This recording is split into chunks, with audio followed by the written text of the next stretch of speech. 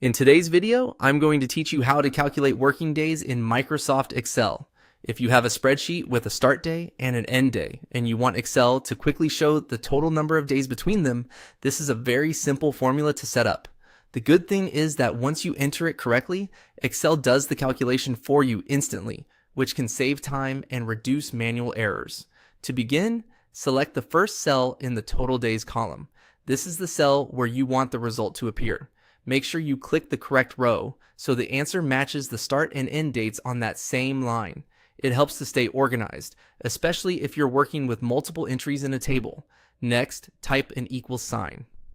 In Excel, every formula starts with an equal sign, so this tells the program that you're about to enter a calculation instead of regular text.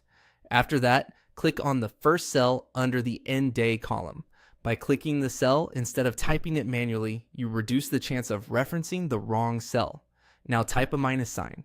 This tells Excel that you want to subtract one date from another. In this case, you're subtracting the start day from the end day to find the number of days in between. Excel stores dates as numbers behind the scenes, so this subtraction works naturally. After typing the minus sign, click on the first cell under the start day column and then press Enter on your keyboard. As soon as you do that, Excel completes the formula and shows the result in the total days cell you selected earlier.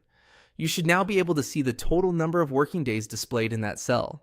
If the dates were entered correctly, the result will appear right away. If you see something unexpected, double check that both the start and end entries are formatted as dates and that you selected the correct cells in the formula. This method is quick and practical when you need a basic day difference in Excel. It's especially useful for timelines, project tracking, and scheduling sheets where you want a fast calculation without doing the math yourself. And that's it.